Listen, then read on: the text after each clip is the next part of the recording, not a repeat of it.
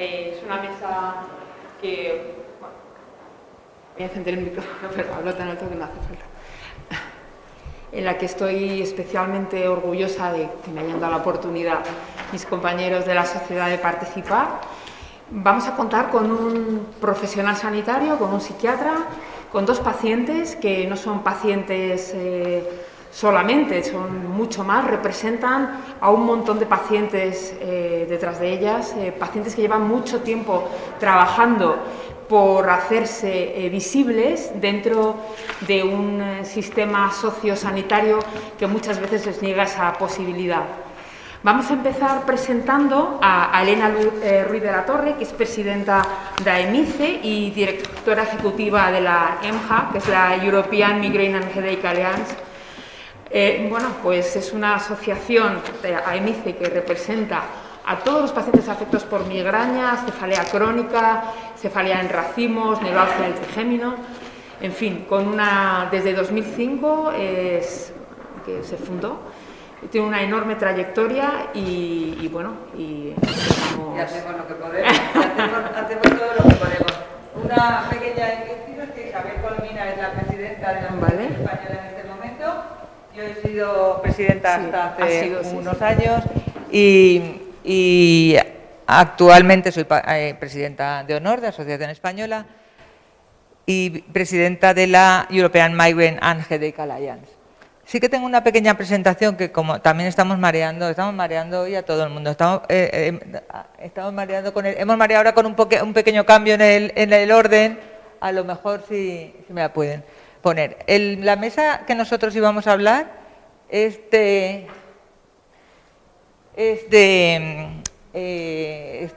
que estar relacionada, o nos habían pedido que estuviera relacionada con el mundo laboral un poco también y con el mundo del trabajo. Nosotros representamos a los pacientes como muy bien ha dicho Karina, a los pacientes con migraña, cefalea en racimos, neuralgia del trigémino y todas esas otras enfermedades de cefaleas que corresponden a las cefaleas primarias, que son tan despreciadas como el propio dolor del que estamos hablando esta mañana, porque fundamentalmente y su mayor síntoma es el dolor.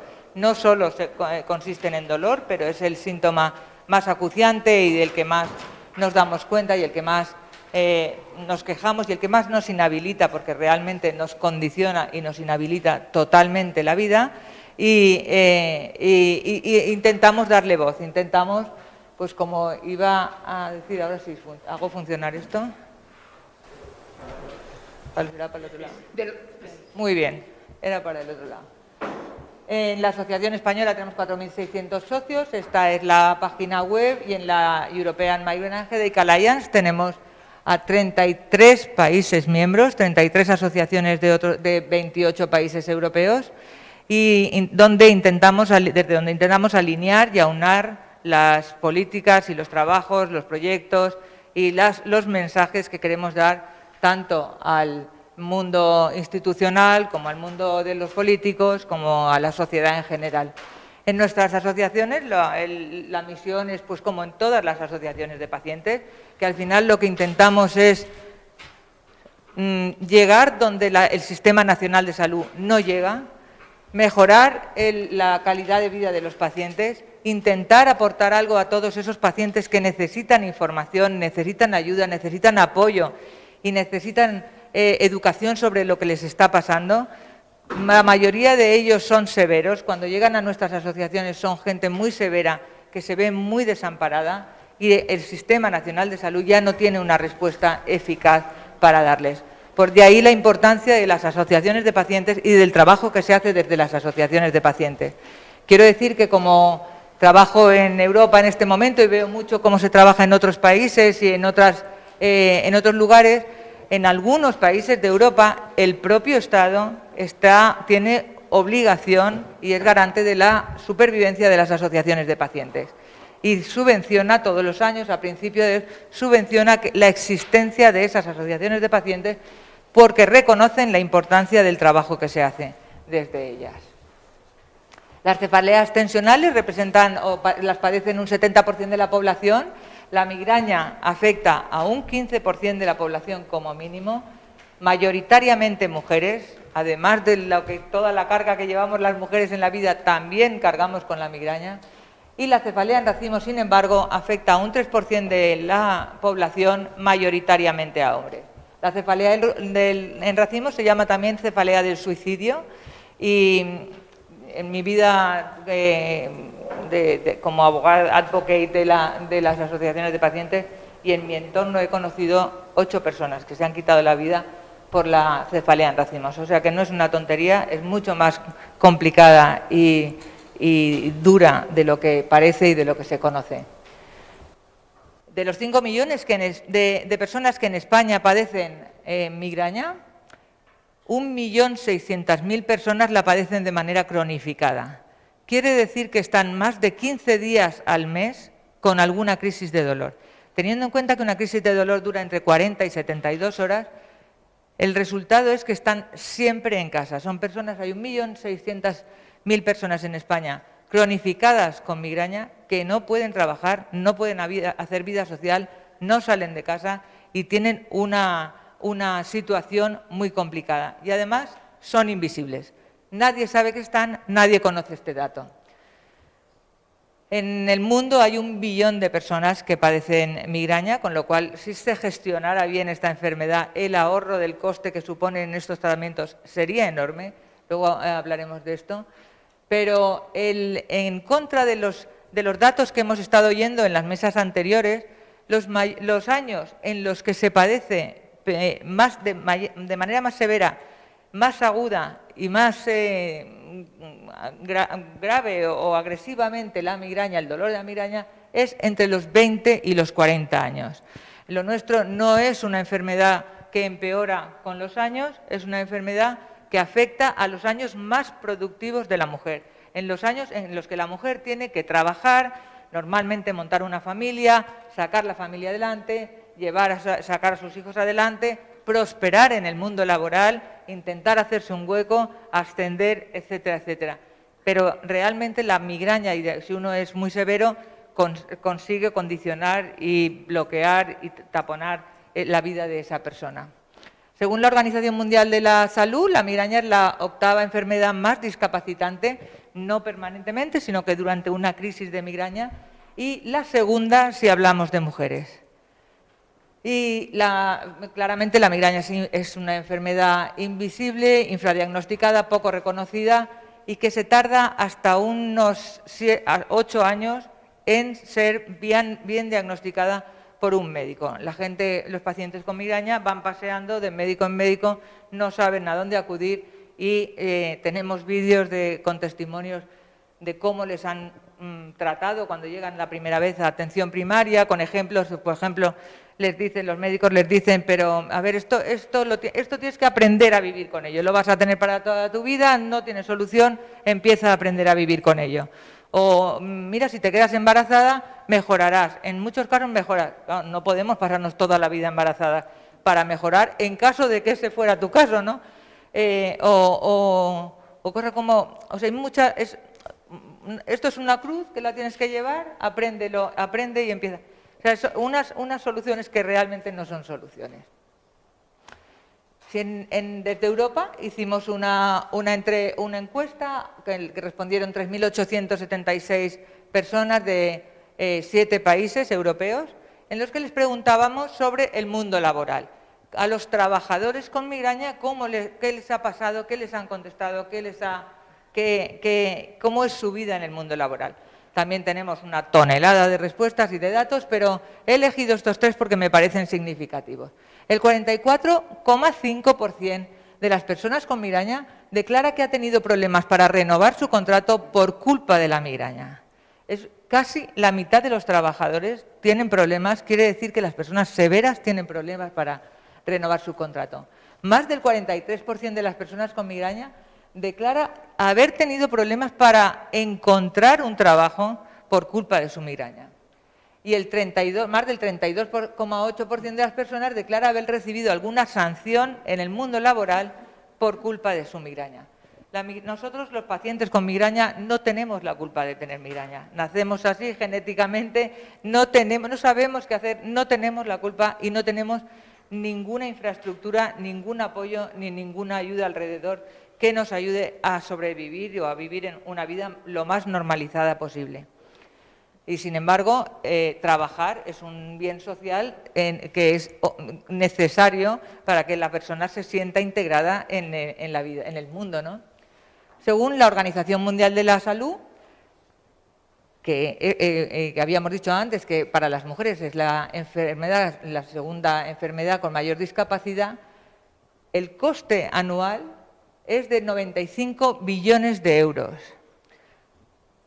Y además, la migraña provoca a un 37%, casi un 38% ansiedad, un 21% depresión y un 14% dolor crónico permanente de cabeza. Todo el mundo conoce cuando le duele la cabeza, o todos los demás sabéis que cuando os duele la cabeza la gente pide un analgésico para quitarse ese dolor de cabeza, y que cuando estás con la cabeza que te está doliendo, realmente estás bloqueado y no puedes hacer nada más, ¿no? La gente que vive permanentemente con ese dolor de cabeza y ese bloqueo, es muy difícil que salga adelante, porque es un sacrificio y un dolor dificilísimo para poder gestionar una vida normal.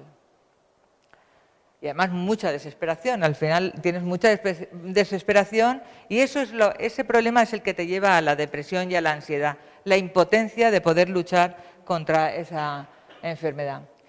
Las personas que viven con migraña, estas personas de las que hablábamos, pero desde el 50% de severidad en adelante, acaban reduciendo y cambiando su sistema de vida. Reducen actividades, reducen el entorno, intentan no salir, intentan no quedar.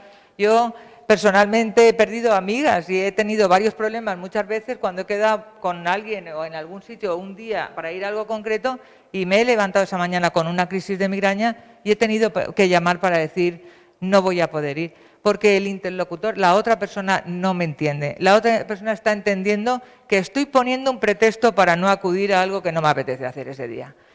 Y, sin embargo, eso mismo nos pasa también con nuestra vida familiar, nuestra vida laboral, y muchísimas veces nos encontramos con situaciones en las que nos desesperamos porque creíamos, para nosotros era fundamental. Yo ahora tengo 61 años, cuando tenía 33 me ofrecieron un puesto de trabajo en Madrid, aquí en Madrid, vivo en Valencia. Hice una oposición para alcanzar un puesto de trabajo en un organismo nacional muy importante.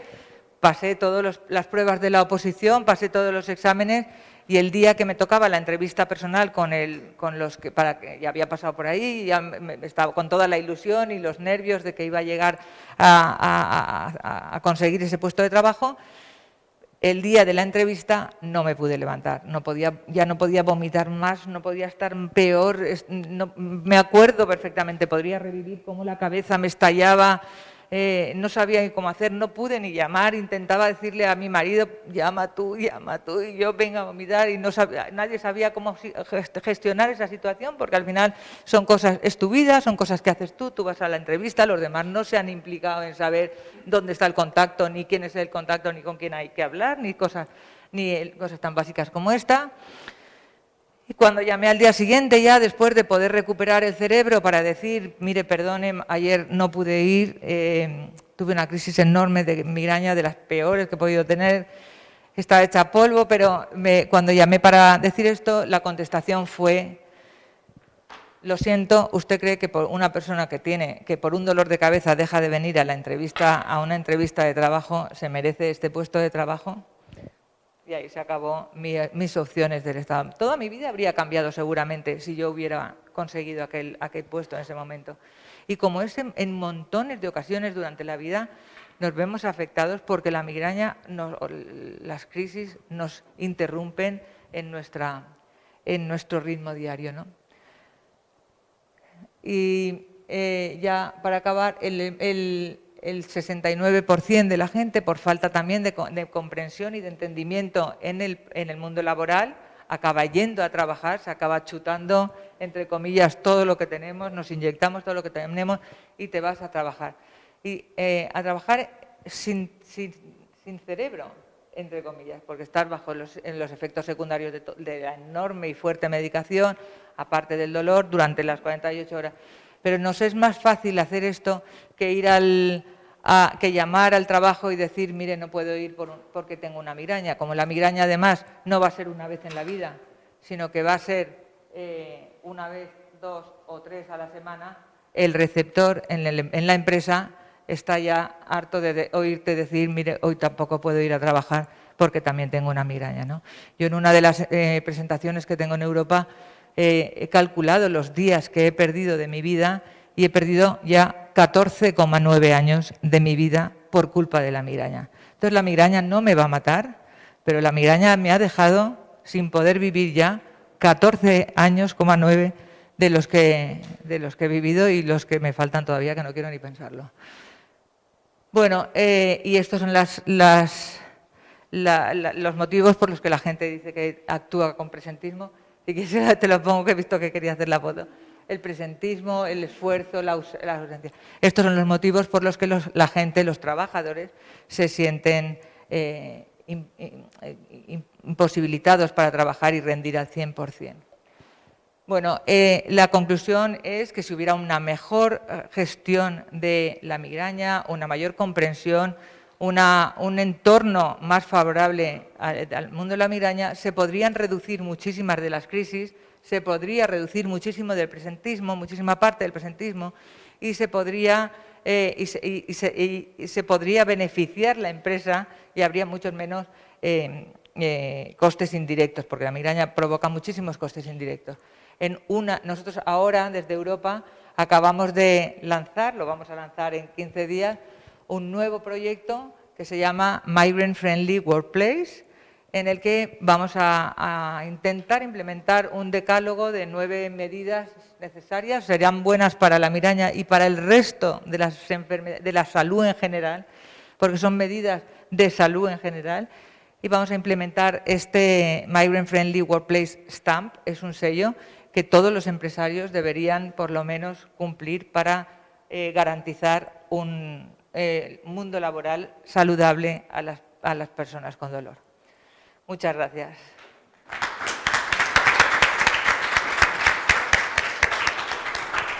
Bueno, pues continuamos con José Antonio Peñalver. José Antonio es psiquiatra del Servicio Murciano de Salud. Además, es diputado regional y portavoz del PSOE en la Comisión de Sanidad de esa comunidad autónoma. Tiene un perfil mucho más interesante que solamente el político. Realmente es un profesional muy implicado, especialmente en la inserción laboral de los pacientes con trastorno mental crónico. No voy a entreteneros más, vamos a darle pie. José Antonio, cuando quieras. Perdón.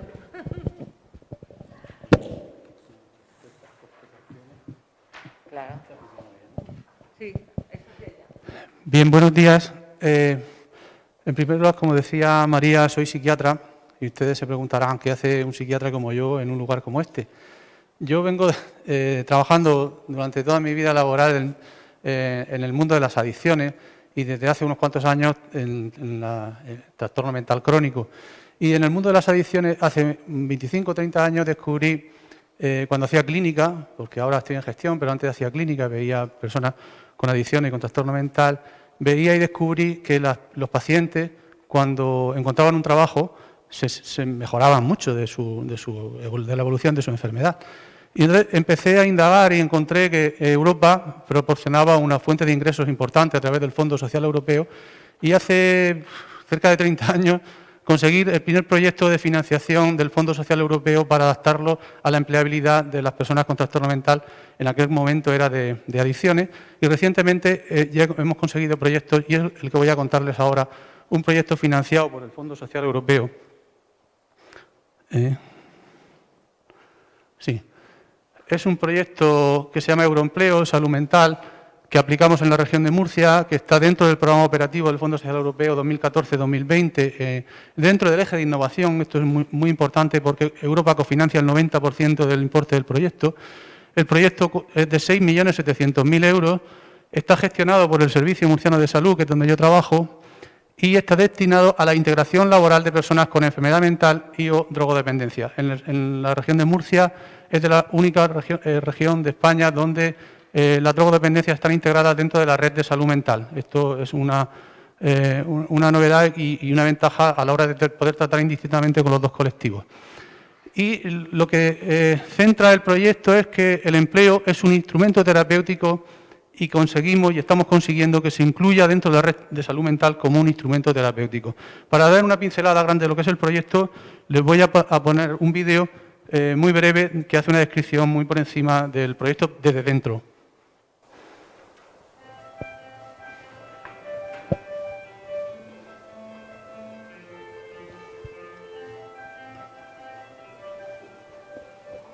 Las empresas tenemos la responsabilidad de contribuir a la integración laboral de personas motivadas, ganas de trabajar en también procesos de recuperación de enfermedades mentales y drogodependencia.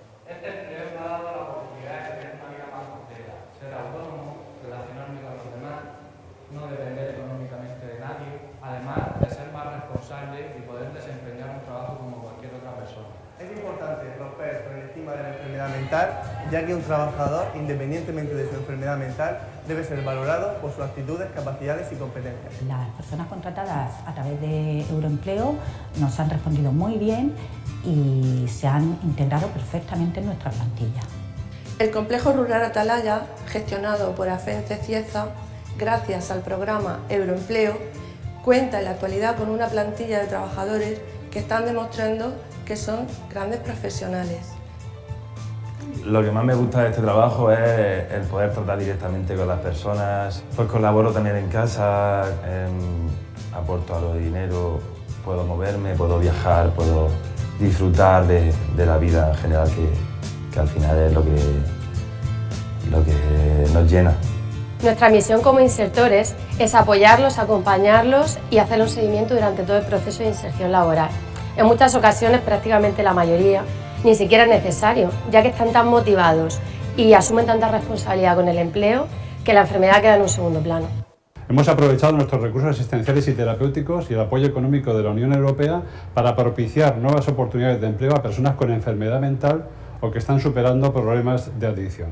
Para ello necesitamos el compromiso social de nuestras empresas, con las que queremos forjar una red de empresas mentalizadas. Euroempleo es un proyecto que suma, que abre horizontes de futuro y, por lo tanto, necesario para seguir creciendo socialmente como región.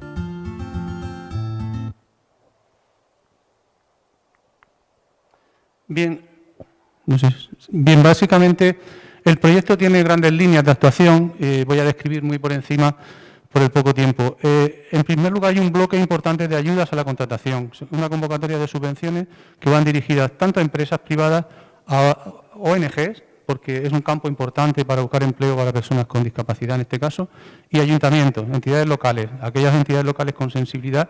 Ahora mismo en la región de Murcia, de 54 ayuntamientos, 25 están contratando personas con trastorno mental o adicciones.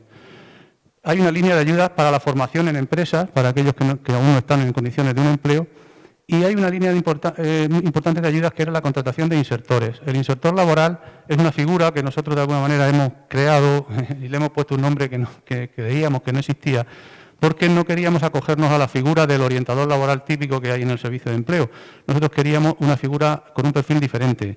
En realidad lo que queríamos eran Superman o Superwoman, porque lo que tienen que hacer estos insertores, pues ahora os voy a describir por encima cuál es su labor, pero es la clave del éxito del programa. Y también tenemos una línea de financiación para hacer difusión y sensibilización a las empresas. Bien, las ayudas a la contratación básicamente se convocan cada año en el boletín de la región, van destinadas a contratos mínimos de 6 meses, contratos que se pueden prorrogar a un año y que se pueden convertir en fijos, en torno al salario mínimo, el 90% del salario mínimo interprofesional o al 100% si es mujer. La figura del insertor laboral. Tenemos en total ahora mismo 16, 14 puestos de insertor que lo componen 16 personas, en torno a uno por cada 110.000 habitantes, y es una figura que está integrada, aunque lo hacemos a través de una convocatoria pública a organizaciones sin ánimo de lucro, están integrados dentro de los equipos de los centros de salud mental y drogodependencia. Forman parte del equipo, aunque estén contratados por entidades externas. Y trabajan en coordinación estrecha con el Centro de Salud Mental, haciendo equipo con ellos. O sea, no es un agente externo a la red de salud mental, está integrado dentro de la red de salud mental.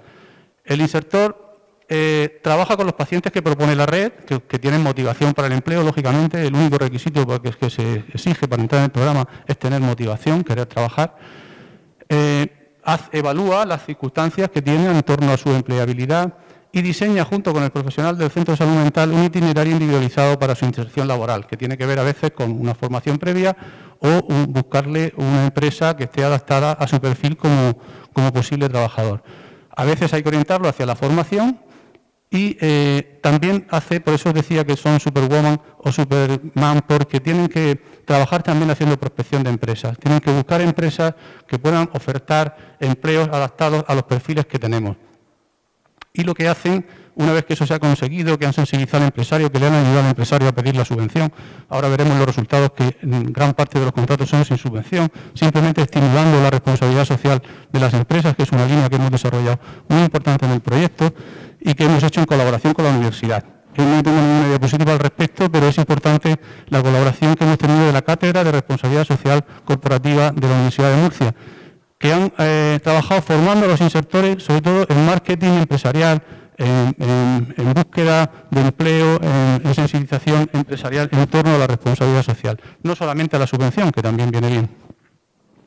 A mí me decía un empresario que invitamos a un congreso y lo invitamos a explicar en primera persona, y él decía, cuando vinieron a contarme este proyecto, pues yo entendí que era un proyecto que venía dirigido a personas de las cuales yo tengo muchas en mi empresa y no lo sabía. O sea, muchas personas con trastorno mental que están siendo diagnosticadas y que sí que generan muchos problemas en el puesto de trabajo. Estas personas vienen con un equipo detrás, un equipo de profesionales que les respalda detrás. Encima, si no me funciona, me lo cambian por otro, porque esa es una de las características del programa. Si alguien no se adapta al puesto de trabajo, se busca otra persona con ese perfil, así lo recoge la orden del boletín de la región. Y encima me dan una ayuda económica. Dice, pues yo a este proyecto solamente le veo ventajas. Decía, pues bien, la verdad es que los empresarios se han implicado muy bien, el trabajo de difusión que se ha hecho es muy importante, y lo más importante de todo, el trabajo que hacen los insertores y las insertoras para apoyar en el puesto de trabajo y negociar con el empresario, con el capataz, con el jefe de equipo, la adaptación del puesto de trabajo al perfil del usuario. Eso es muy importante porque generalmente nuestros pacientes no asumen una jornada completa. La gran mayoría de los contratos son a media jornada. A veces, algunas pacientes, el día me acompañaba, una de las insertoras me decía, tengo entre mis pacientes dos con diagnosticadas de fibromialgia junto con un trastorno depresivo mayor. O sea, que a esas personas pues le han tenido que adaptar su puesto a trabajar solamente 3 días por semana y permitiéndole a veces cambiar el día de la semana en función de cómo se encuentra. Media jornada. Mucho apoyo al principio, a veces en los primeros días, las primeras semanas, hay que estar con el paciente en el puesto de trabajo ayudándole a integrarse. Pues no sé, ejemplos como camareros que han contratado en un restaurante, pero claro, en la hora punta, cuando vienen los bocadillos, los desayunos, pues se estresa. Pues bueno, pues hay que negociar con el empresario que en esa hora haga otro trabajo y luego sirva mesa o sirva en la barra fuera de la hora punta. O una chica, por ejemplo, que tenía un problema y que le pusieron a colocar, tenía un problema de sobrepeso, le pusieron a reponer en un supermercado, ese que sale en el vídeo, ese supermercado Uber, puedo hacer publicidad porque se ha buscado con nosotros con el programa y me apetece hacerle publicidad. Le pusieron a reponer estanterías teniendo que subir a una escalera permanentemente durante el día.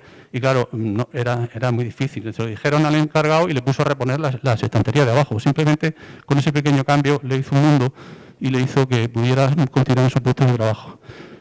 Y luego, por ejemplo, ahora durante la pandemia ha sido muy importante que algunas empresas han tenido que flexibilizar el horario de trabajo en función del horario de autobuses. Había una limitación importante de los transportes públicos a consecuencia de la pandemia, pues bueno, le han ajustado el horario en función del horario del transporte. Y muy importante, los aliados en el entorno. El insertor, la insertora, con mucha habilidad, busca cuáles son los aliados en el entorno laboral. Los compañeros de trabajo que son más asequibles, el capataz con más sensibilidad, no sé, el empresario que tiene un familiar que padece una patología de estas características y se implica mucho más que otro que no sabe de qué estamos hablando. O sea, buscar ese tipo de alianzas son muy importantes. Bien, esto es lo que les decía, que con la Cátedra de Responsabilidad Social Corporativa de la universidad se han hecho un curso de marketing, de venta y negociación con empresas que ha resultado ser muy útil, así como formación en entrevista motivacional, porque los perfiles de los insertores e insertoras laborales son perfiles muy amplios, son psicólogos, son trabajadores sociales, tenemos una periodista, tenemos un abogado, o sea, no necesariamente tienen que ser del sector social, sino son gente que reunía muchísimas características de flexibilidad y adaptación a este perfil. Bien, tuvimos que hacer una gran labor de difusión. La primera labor de difusión era los propios profesionales de salud mental. Todos los estudios dicen que el principal obstáculo para que un enfermo mental encuentre trabajo es su profesional. O sea, el psiquiatra, el psicólogo es el principal obstáculo. Y muchas veces la familia. O sea, la familia que quiere proteger o sobreproteger al paciente o a la paciente. Entonces, el primer trabajo que tuvimos que hacer es sensibilizar a nuestros y a nuestras profesionales.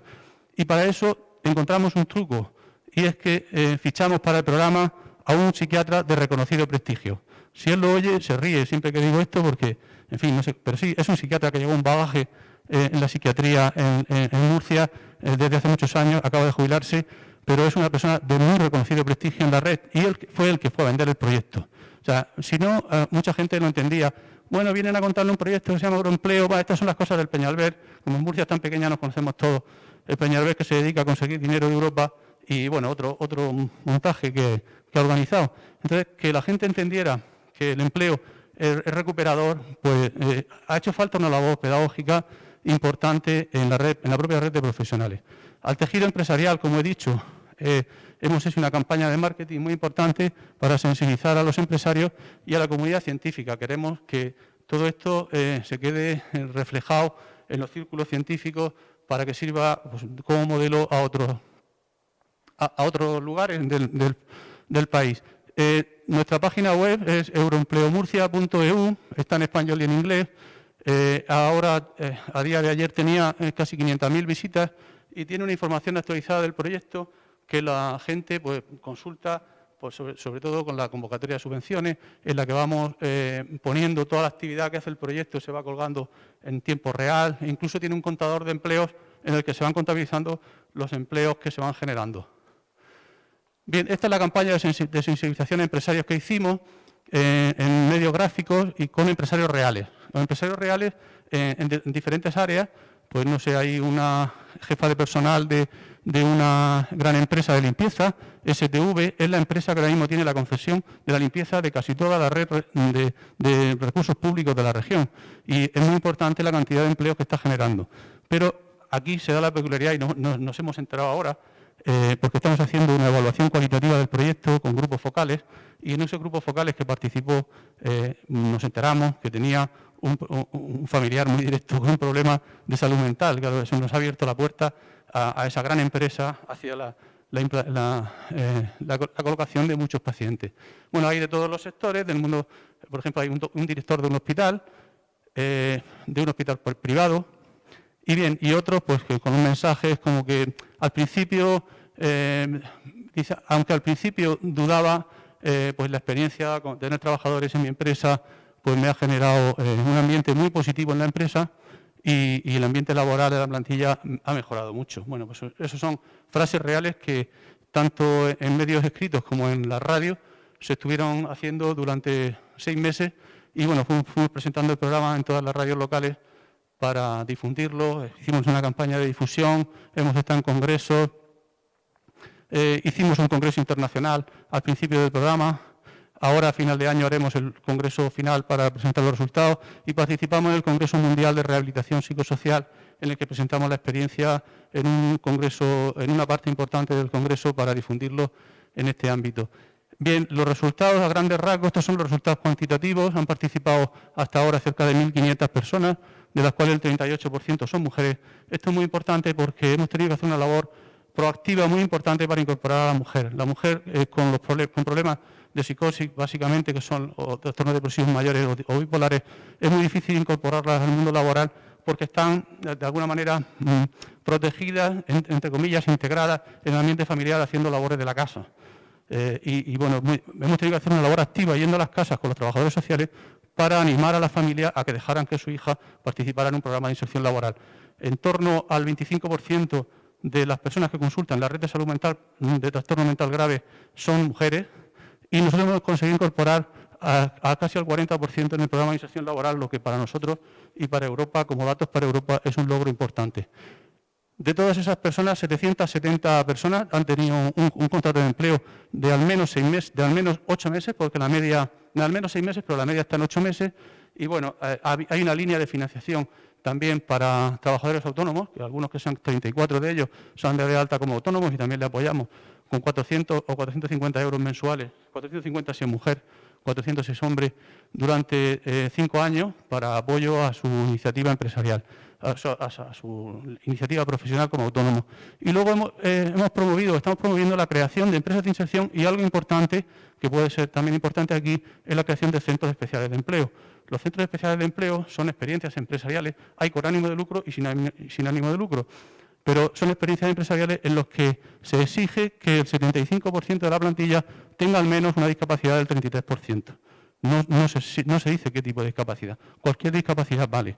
Entonces son experiencias de alguna manera protegidas que están financiadas con el 50% del salario mínimo por el Estado, o sea, que tienen una financiación directa del 50% del salario mínimo. Es una experiencia importante para aquellos perfiles que es difícil incorporar en la empresa ordinaria. Entonces, a través de los centros especiales de empleo, que generalmente los promotores son organizaciones sin ánimo de lucro, se pueden incorporar de alguna manera importante. Bien, esto es a lo largo del proyecto, los hombres y mujeres que han participado, de esas 761 personas, y el año pasado, por ejemplo, en 2019, conseguimos que el 50% de las personas que estaban trabajando eran mujeres. Para nosotros eso fue un logro muy importante. Este año de la pandemia ha disminuido, el 2020 ha disminuido el número de contratos y de personas trabajando, pero era lógico, esperable. Bien, y luego hay una parte para resaltar.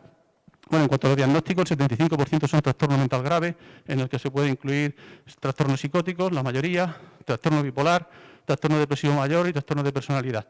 El otro 22% son adicciones. Tenemos un importante valor del retorno social, y eso lo estamos presentando como resultados cualitativos a Europa, y Europa lo está valorando mucho. Y es que hemos medido los días de hospitalización y la hospitalización de las personas, los ingresos hospitalarios de las personas que están en el programa, un año antes de estar en el programa y un año después de estar trabajando. Y hemos comprobado que el 77% de las personas, un año después de estar trabajando, dejan de estar ingresados en el hospital, dejan de tener ingresos en el hospital. Es un retorno muy importante para el sistema sanitario.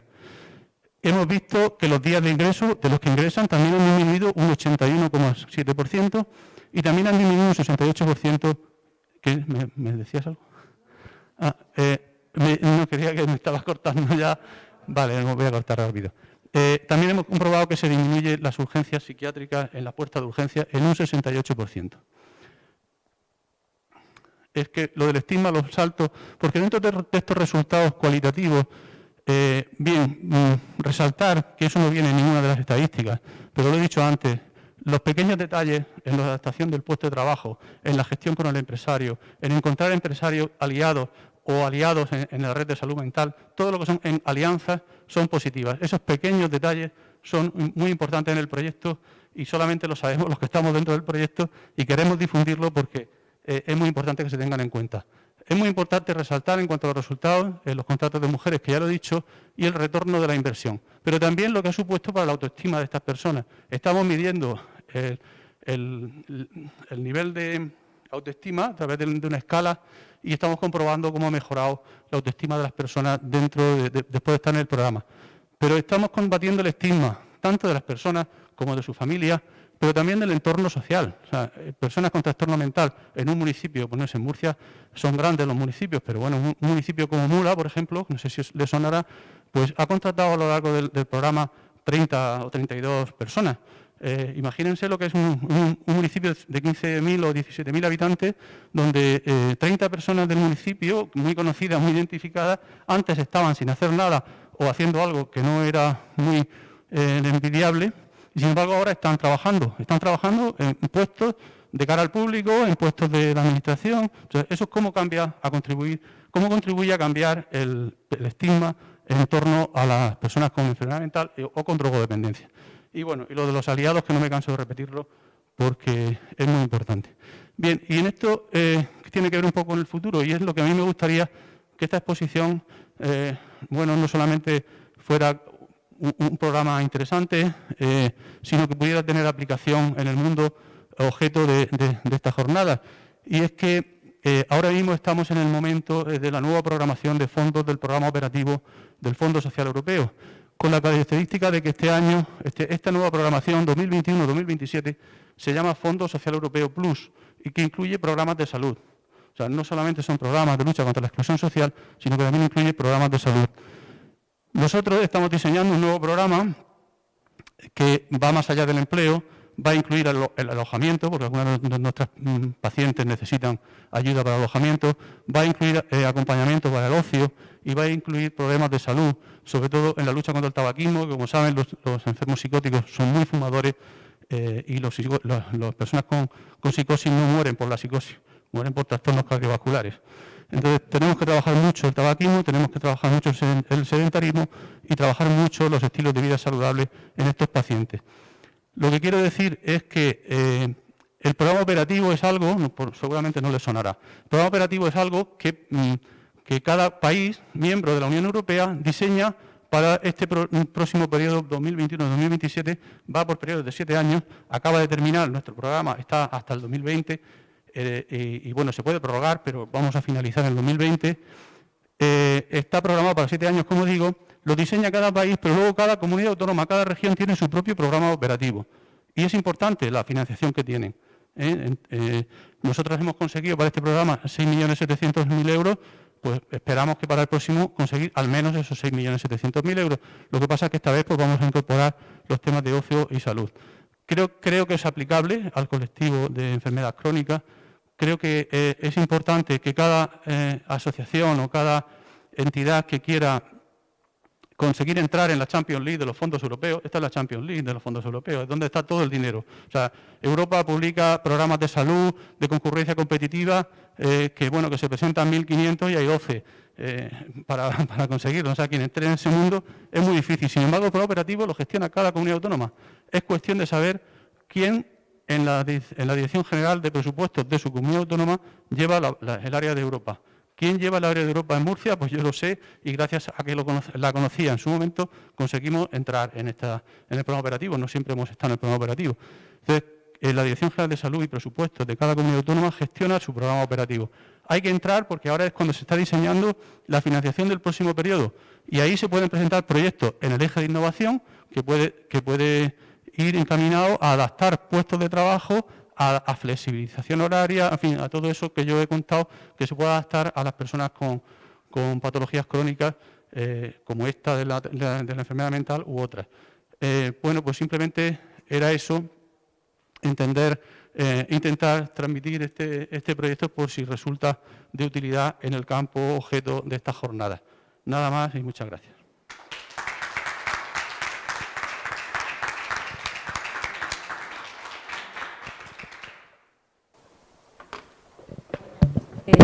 Y por último, para cerrar la mesa, tenemos a Karina Escobar, es presidenta de la POP, de la Plataforma de Organizaciones de Pacientes.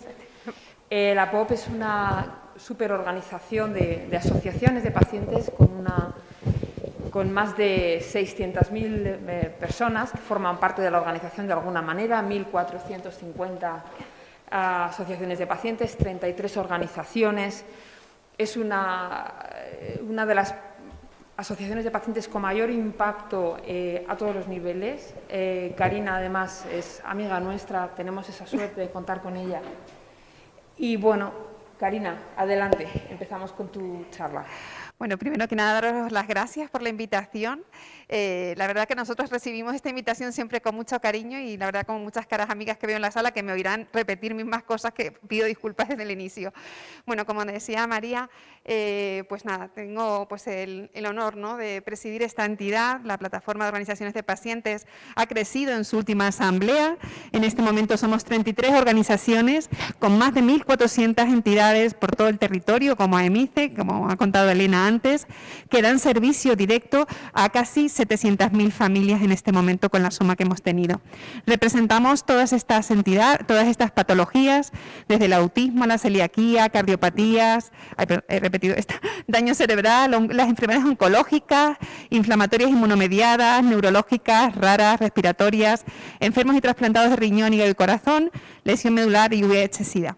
Lo que nos une a todos, aunque la diferencia pues entre patologías puede parecer importante, ¿no? Lo que nos une a todos es la cronicidad, ¿no? Y el impacto que tiene en nuestra vida la enfermedad y lo importante, ¿no? de un poco evitar, ¿no?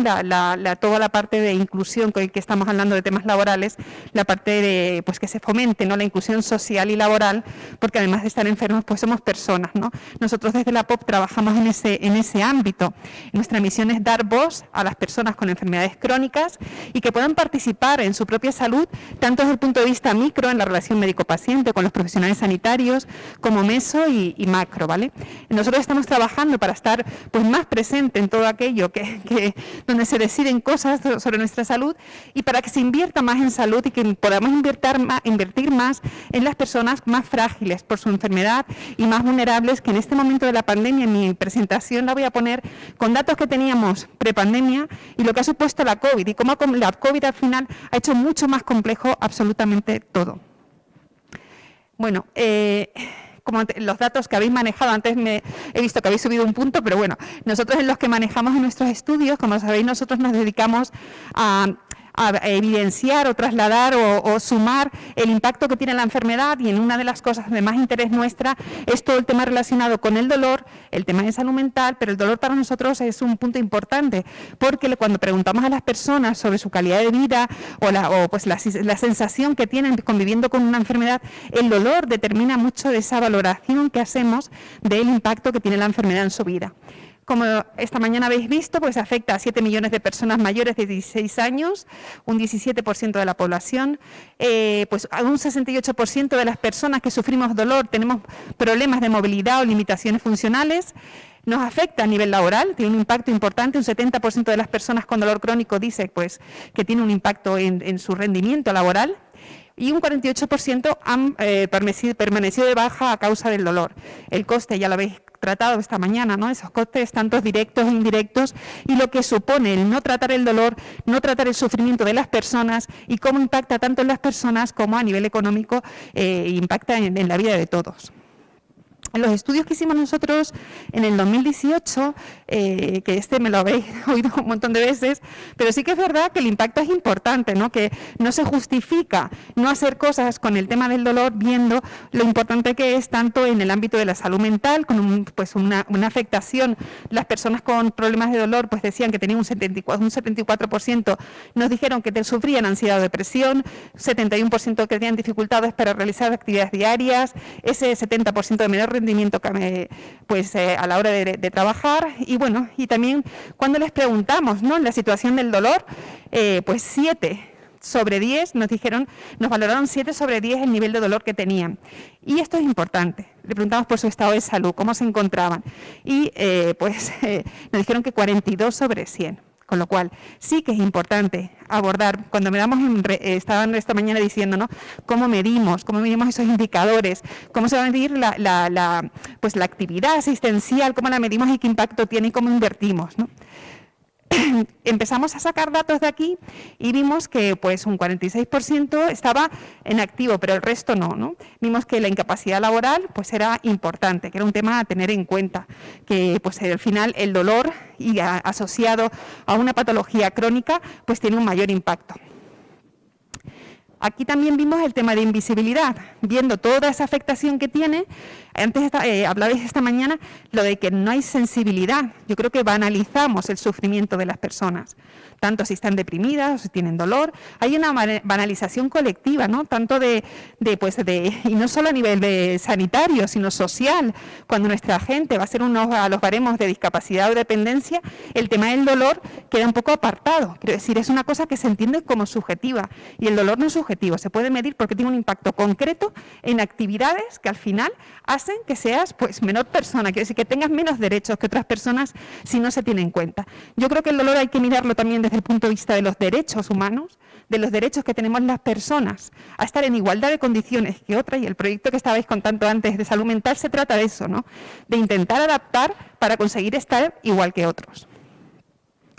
Lo de hablar con la mascarilla me estoy asfixiando. Pero bueno, perdonadme. Bueno, el tema de las unidades del dolor, ¿me lo puedo quitar un momento así? Porque estoy asfixiada, perdonad. Es que como hablo rápido y encima quiero... Bueno, la verdad es que solo se derivan un 38% de los pacientes. Estamos hablando prepandemia. De estos, un 69% tardó un año en ser derivado, que esto ya es mucho, y otro 31% más de 5 años. Entonces, estos datos lo que los ponemos nos ponemos como personas, y la cantidad de personas que tenemos sufriendo por el sistema, corriendo por el sistema, que no es nada, que es totalmente poco proactivo, ¿no? Reacciona cuando puede a la situación o necesidades de las personas, pero realmente el tema del dolor hay que buscar soluciones. En cuanto a esta gráfica, que es importante, ¿no? Cuanto más tarde llegamos a un diagnóstico, más tarde llegamos al médico concreto, cuando llegamos a la medicación, esa medicación tiene un peor impacto en nuestra vida. Y esto al final estoy invirtiendo en medicación, estoy invirtiendo en procesos, pero ya sabemos que si llegamos tarde, el impacto en las personas, esos resultados serán mucho peores. Nosotros antes de la pandemia, justo en febrero, presentamos este estudio y está claro que el tema del dolor influye mucho en el ámbito de la mujer. Pues se hablaba del tema de salud mental, pero en el tema de la mujer también hay una brecha importante, tanto en diagnóstico. Tardamos el doble de tiempo en ser diagnosticados de una patología crónica, con lo cual nuestra calidad de vida, o un poco la reacción, si ves aquí la gráfica, los hombres decían que su calidad de vida era mala o muy mala, un 28%, y las mujeres un 50% de ellas decían que era mala o muy mala, ¿no? O sea que todo el tema de retrasos de diagnóstico hace que tengamos una percepción peor, y que a nivel sanitario, pues todo lo que tenía que hacer a nivel asistencial sea aún más complejo y también un poco frustrante, ¿no? Porque al final tienes que hacer mucho con una persona que te llega muy mal, y la verdad es que las expectativas para esas personas no ayudan en su realidad. Me gustaría poneros un vídeo que trata de lo... Ahí está, aquí no sé cómo poner el vídeo. A ver, ¿me lo ponéis? ¿Le puedes dar a...? Ah, sí. Vale, perfecto. Este vídeo también es prepandemia.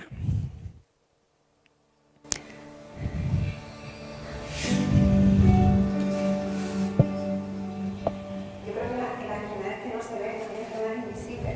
Es difícil pues, visibilizar el sufrimiento de la persona también para poder ir a su puesto de trabajo, estar al 100% con un horario fijo, que muchas veces supone una barrera después para tener vida. Físicamente, a mí no se me ve ninguna diferencia con respecto a ningún otro trabajador, y entonces esto es un problema. Y esta sociedad de éxito no está preparada para personas enfermas, y menos, como dices tú, regulado, y no están protegidas personas que no tienen estrés.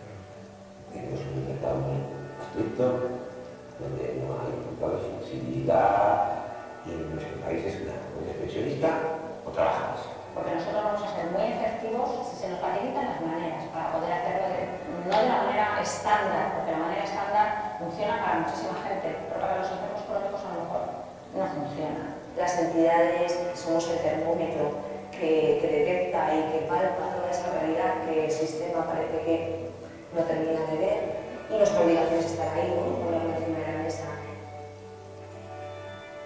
Lo que no cabe ninguna duda es que si esas personas se reinsertan en el mundo laboral, todo el mundo gana. Se pide siempre al empleado que se salga de la zona de confort, ¿no? Que es bueno, que los papeles a veces son buenos. Pues yo eso lo aplicaría en las empresas. Implícate un poquito más. Comprenderían muchísimas más cosas y todo sería más fácil. Bueno, es tan claro lo que dice este vídeo, ¿no? Habla de flexibilidad, ay, perdón. Habla de flexibilidad, ¿no? De cómo al final entre todos tenemos que intentar que todo ese talento no se desperdicie. También parece que nos están haciendo un favor cuando hacemos cualquier acto. Yo creo que las personas que hemos sufrido, que hemos pasado por cosas, nuestra experiencia vital genera valor en los trabajos que podamos hacer en nuestra vida. Estamos desechando muchísimo talento, además de que pueda ser más caro para el sistema sostener a gente que no trabaje, pero creo que perdemos esa perspectiva del valor que podemos aportar las personas que sufrimos, ¿no? Y las personas que hemos tenido que poner, y eso lo conocéis, cuando te pasan cosas malas, al final siempre hay algo bueno, ¿no? Lo que tenemos que intentar es que esto también se conozca. Ahí es muy importante lo que estaba diciendo el compañero, ¿no? De cómo las empresas tienen que tener esto, pero a las empresas también hay que ayudarlas en el sentido de que no sea un coste añadido, que hayan situaciones que realmente nosotros cuando hablamos de sanidad siempre hablamos de problemas de salud, hablamos de una salud que tiene que tener una respuesta a nivel transversal, no solo del Ministerio o de la Consejería de Sanidad, tiene una repercusión en la seguridad social, tiene repercusión en el ámbito laboral, tiene repercusión en el tema educativo y realmente estamos solo focalizados en el ámbito sanitario. Nosotros desde la POP con nuestro nuevo plan estratégico sí que hemos abierto porque necesitamos tocar más puertas para ver si realmente el mundo funciona y empezamos a cambiar. Porque después de esto, pues ¿qué pasó? Después de haber hecho todos nuestros estudios y pensar que la situación era mala, muy mala, no sé cómo darle aquí ahora para seguir. ¿Ahora? Es que ahora no sé salir de aquí. Y entonces llegó la COVID, ¿vale? La COVID lo ha cambiado todo, tanto para los profesionales, a la ciudadanía en general, pero creo que tanto a nivel de pacientes como profesionales sanitarios no somos los mismos de febrero del 2020. Hemos cambiado pues radicalmente a peor y nos encontramos con una situación de reto mucho mayor. Nosotros durante la pandemia, pues sobre todo las entidades de pacientes no han parado en poder acompañar tanto a las familias como a sus cuidadores, como a los pacientes directamente y ayudar en todo lo posible, sobre todo en el ámbito psicológico, de entender qué estaba pasando. Sinceramente, yo tenía la conciencia, o yo creo que la teníamos todos, que en un momento de pandemia, ¿no?, de tragedia absoluta, que íbamos a ser las personas con enfermedades crónicas a lo mejor más frágiles y vamos a estar un poco más priorizadas. Y esa es la visión que tenemos, la percepción, ¿no? Y eso también es un aprendizaje, ¿no?, de todo el ámbito de salud pública, de cómo tenemos segmentadas las personas que están sufriendo, qué tenemos que hacer, cómo los sistemas de información son tan importantes. Y bueno, nos dedicamos durante la pandemia, además de apoyar a nuestras entidades, a aflorar su trabajo, nos dedicamos a sacar datos. Desde la plataforma nos intentamos sacar datos, tener informes que ayudasen a tomar decisiones y nos ayudasen a mover también conciencias de que estamos aquí, que no somos invisibles y que hay mucha gente sola. La soledad afecta en el dolor, afecta a la salud mental y somos menos adherentes cuando estamos solos. Y las mujeres viven más solas que los hombres. Con lo cual, eso lo hemos visto, eso ya lo sabíamos, pero durante la pandemia los datos han empeorado muchísimo. Y la verdad, pues bueno, tenéis un reto como profesionales que estáis aquí, enormes entre todos y de compromiso de ver cómo salimos de esta. Nosotros, en el tema de percepción de estado de salud, estos datos son de la primera ola, ¿vale?, de cuando estuvimos todos encerrados y bueno, la percepción, esto se hizo entre mayo y junio del 2020 y vimos cómo la percepción de empeoramiento, ya no solo de percepción de cómo se sentían, ¿no?, que ya era mala, sino, como veis aquí, pues un 78,9 mala, también el ámbito siempre de mujer siempre va a dar un dato peor, pero también cómo han ido empeorando en su patología. Esto es muy importante, han ido empeorando aislados, sin tener el seguimiento que requerían, sin tomarse la medicación y en una situación de no cuidado de la salud, quiero decir, con unos hábitos más sedentarios y sobre todo que este dato interfiere mucho en el ámbito del dolor, que es la rehabilitación. Nosotros nos hemos dado cuenta que la rehabilitación es fundamental, esencial. Sin vida social y sin rehabilitación, los resultados no hay manera, porque pongamos muchas unidades del dolor, imposible. No es posible esta parte. Nosotros aquí también vimos, bueno, este es el dato que me he adelantado hablándolo, pero es el dato de la rehabilitación, ¿no? Además de que un 20% de nuestros pacientes no salían a la calle, no hacían nada, sino que estaban en casa por miedo a contagiarse. Les habían suspendido, pues fíjate, en un dato pues importante, un 41% se lo habían suspendido pospuesto y un 11,6% seguían sin la rehabilitación. A día de hoy, los retrasos de rehabilitación que presentamos la semana que viene en los estudios del tercer estudio, están más de 200 días de lista de espera a acceder a los servicios de rehabilitación. Esto va a tener un impacto en el dolor y en la gestión de los pacientes complejos y además que es un dato que no va a ser estático, que va peor, porque no dar respuesta a todo eso, no sé cómo lo vamos a organizar cuando estamos todavía en la teoría, ¿no?, que tenemos todos muy buena voluntad de hacer las cosas mejor, pero necesitamos una voluntad de inversión y realmente de transformación de lo que estábamos haciendo porque ya no sirve. Pero no sirve porque la cosa ha empeorado, la cosa ha ido a peor y estamos gestionando todavía una pandemia. Aquí en el impacto laboral y económico también hemos de decir que las personas con enfermedades crónicas se han visto también peor, no han estado protegidas para ir a acceder a sus puestos de trabajo. En el caso de la mujer, como veis, ha habido una situación también de, bueno, pues de maneras que han tenido trabajos mucho más presenciales, quiero decir, hacían trabajos más de estar presencialmente. Nosotros tenemos una clínica legal en la plataforma y mitad de todo lo que nos han preguntado este año, tanto desde el punto de vista de las entidades como pacientes, han sido cómo hacían para protegerse del impacto laboral que estaban teniendo y no infectarse, con lo cual hemos ido a una situación económica más precaria, de pérdidas de puestos de trabajo por miedo y también pues de una crisis económica y social en la que hemos entrado, donde las personas frágiles o más vulnerables por razón de salud, que en este momento, como vimos antes, ni tiene discapacidad, ni tiene dependencia, ni va a la renta mínima vital porque no estamos en ningún sitio, pues estamos en una situación mucho peor. Con lo cual, nosotros, pues entre todos, yo creo que tenemos que tomar conciencia como ciudadanos de que hay que hacer algo, que así no nos podemos quedar, que esto es importante, ¿no? Ya en la primera ola, un 48,7% de los pacientes nos dijeron que estaban preocupados de cómo iban a asumir los gastos, porque ya no era una situación. Nosotros tenemos familias donde tienen un hijo pues que está enfermo y ya uno de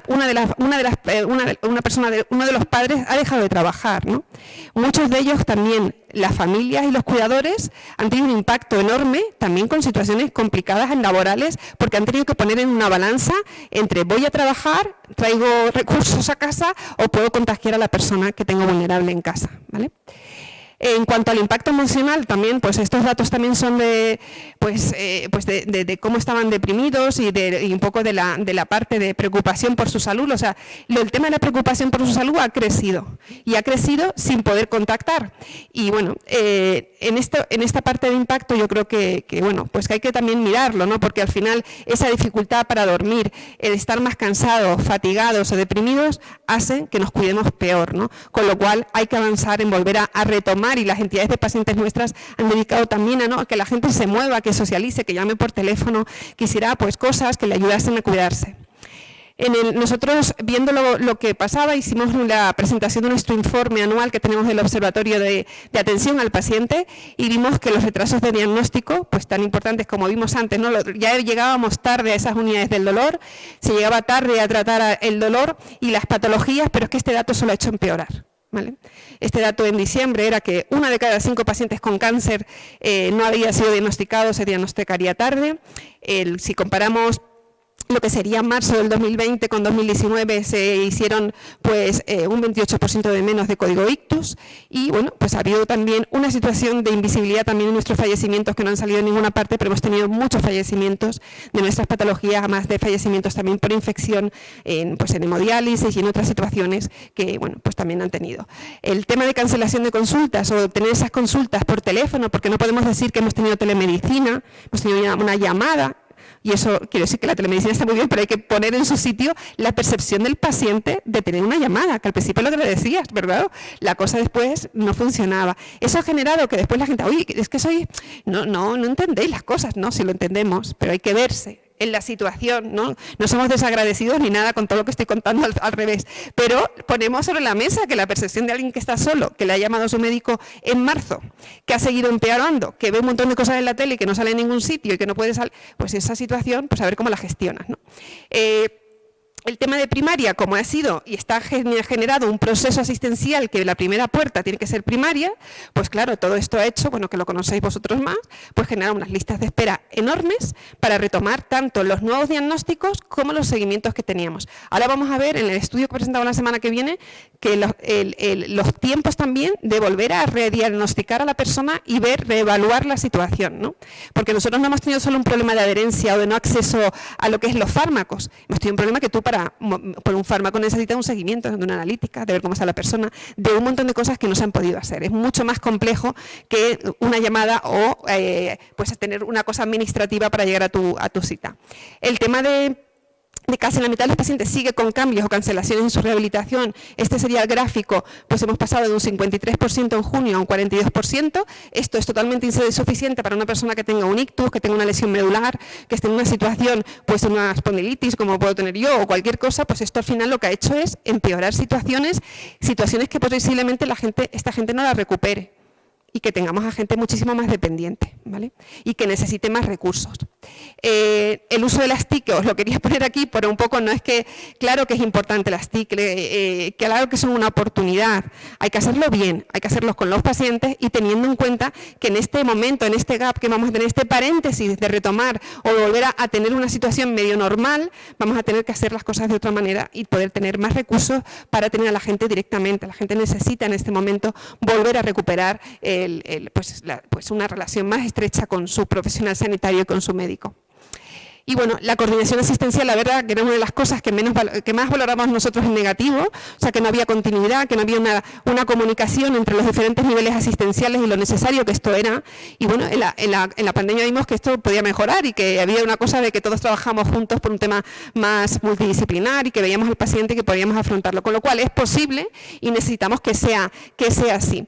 Nosotros en la POP y nos dedicamos también a hacer durante este año, pues ese modelo de atención centrado en la persona con dolor crónico, ¿no? Y pues bueno, trabajamos tanto con profesionales sanitarios, con vosotros, con la SED y con autoridades sanitarias y demás, y vimos cómo hacer ese modelo asistencial más centrado en el paciente y cómo todos teníamos que estar involucrados y cómo se podía construir un modelo que fuera pues efectivo para los pacientes, que fuese eficaz y que fuera sostenible, ¿vale?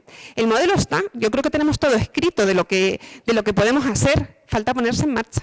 Falta recursos, falta entender la gravedad de la situación que estamos viviendo, que la vivimos día a día, ¿no? Pero creo que tenemos que avanzar en esto.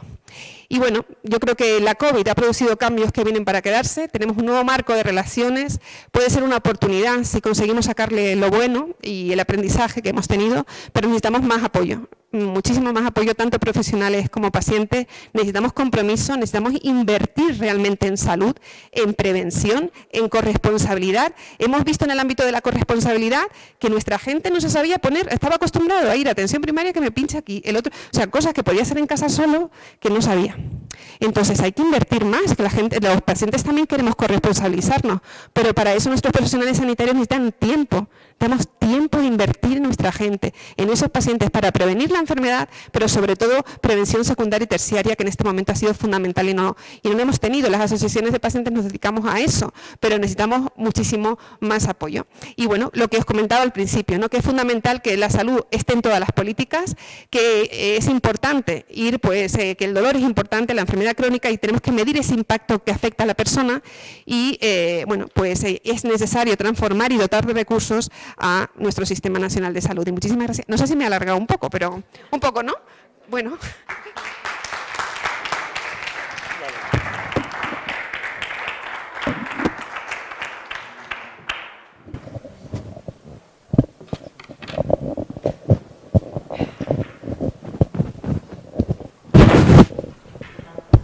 Bueno, pues después de las 3 charlas que han tenido un contenido con mucha amiga, pues esperamos las preguntas.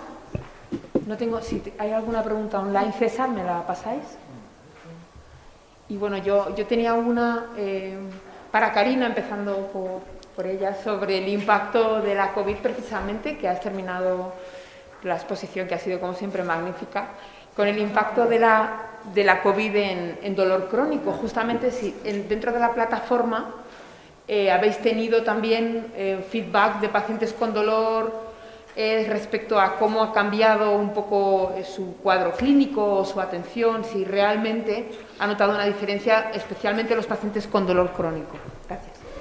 Sí, yo creo que el dato está en que las patologías más prevalentes que generan dolor están en el ámbito de la mujer, y la mujer es la peor dato que nos da de todas las encuestas, de todo el impacto de la COVID, la peor es la mujer, y lo dije antes por la situación de empeoramiento, de no haberse cuidado, de no haber sido adherente a sus tratamientos y de estar solos.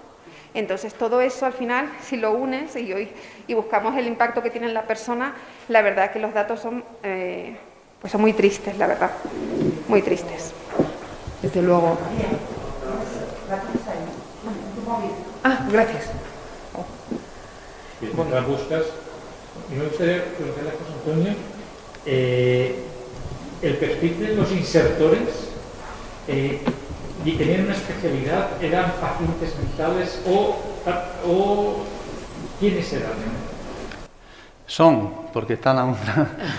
Mira, tuvimos gran dificultad al principio de ver cómo seleccionábamos a esas personas que necesitábamos con un perfil tan amplio, ¿no? y adaptable y bueno, buscamos la posibilidad de que fueran funcionarios que estuvieran en la bolsa de trabajo de orientadores laborales del Servicio de Empleo de la región y no nos servía, pues no nos dejaban ni elegir que tuvieran carnet de conducir, entonces, con lo cual era una limitación. Pensamos sacar una convocatoria pública del Servicio Murciano de Salud con un perfil determinado en el que se incluyera la entrevista como un valor importante en el currículum, o sea, para puntuar, y fue prácticamente imposible hacerlo por las dificultades que del Servicio Murciano de Salud, que está acostumbrado a contratar sanitarios, pues contratar a estos perfiles. Total, que al final dijimos, bueno, hay bastantes organizaciones no gubernamentales en la región de Murcia, que concretamente asociaciones de familiares, hay una asociación de profesionales muy importante que gestiona proyectos de inserción laboral, y bueno, pues sacamos una convocatoria pública con estos fondos para que las organizaciones presentaran candidatos al programa, y en base a los candidatos que presentaban les subvencionábamos. Entonces hicimos la ratio por áreas de salud y a cada organización le subvencionamos la parte proporcional de insertor que le correspondía a su área de salud, con lo cual pues tienen un insertor a media jornada en un área, media jornada en otra, en fin, eso es un poco lío, pero al final hemos conseguido que entre todos hagan un equipo. Y ya te digo, hay profesionales, psicólogos, hay trabajadores sociales, hay un graduado social, hay una periodista, hay una chica que es especialista en marketing, que nos ha servido aquellos que nos han propuesto las ONG. Es verdad que las ONG se han implicado y nos han propuesto al programa el mejor de los perfiles que tenían dentro de su organización. Ahora, en el siguiente proyecto que se va a ampliar y vamos a mantener el insertor laboral, pero vamos a buscar un poco el acompañante, no sé cómo, para un itinerario de vida de las personas, ¿no? De autonomía personal, que tenga que ver con alojamiento, ocio, salud, todo eso que hemos dicho, pues vamos a buscar también perfiles de ese tipo y probablemente lo volvamos a hacer a través de las ONG. Tiene sus inconvenientes, porque alguno tiene, y es que las ONG salgan más allá de su endogamia de como ONG, sino que piensen con mentalidad pública, de estar trabajando para un servicio público y en colaboración con un servicio público. Eso ha costado, pero son más las ventajas que los inconvenientes. Bueno, tenemos por aquí una pregunta de Francisco Javier de Agustín, que nos ha llegado online. Imagino que vale para los tres realmente. ¿No debería repensarse el sistema sanitario para que un trabajador con dolor crónico y alguna modalidad de incapacidad, lo único que interesa es recuperarse o no para trabajar en modo estándar, o si no, quedarse a un lado como pensionista y desperdiciar a personas que podrían aportar mucho con tan solo reconfigurar esa idea de trabajo? ¿Qué pensáis? Empezamos por Elena.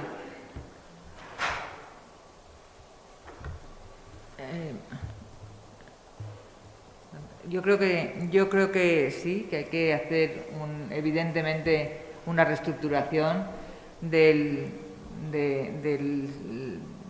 mundo laboral. Hay que hacerlo mucho más cercano al trabajador.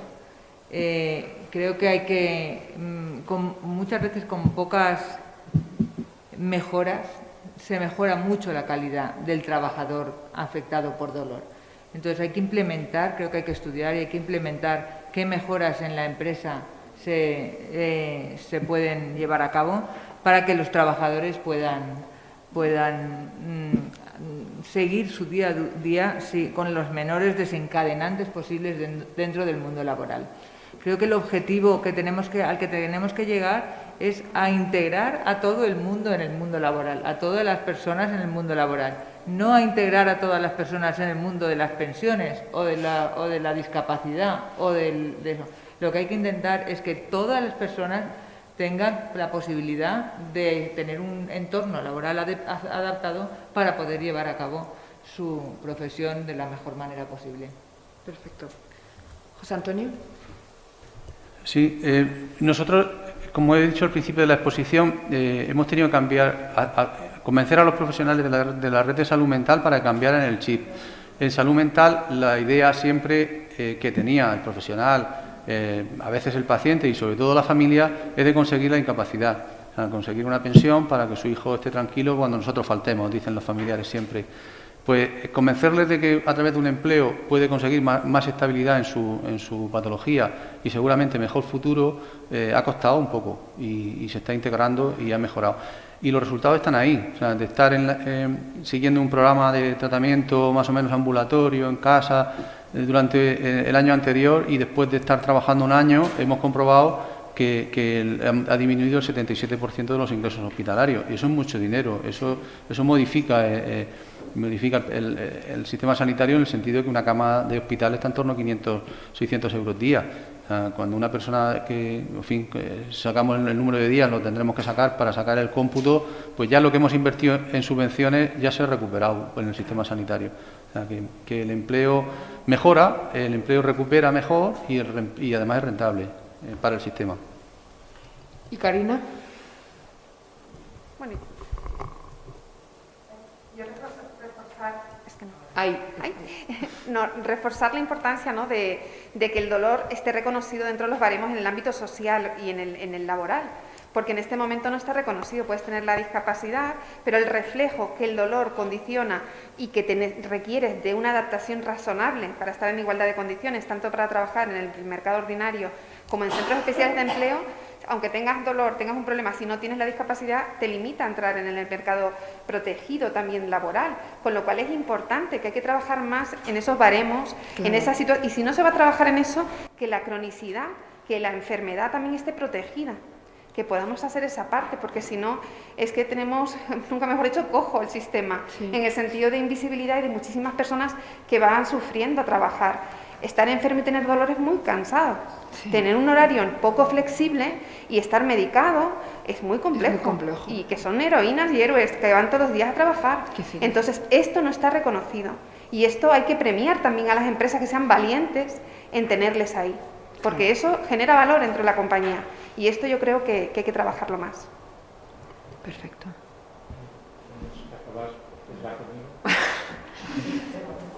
Pues muchísimas gracias, la verdad es que ha estado fantástico, unas presentaciones magníficas y bueno, y un tema súper interesante que daría para quedarnos 2 horas más. Muchas gracias. Muchas gracias. Hasta luego.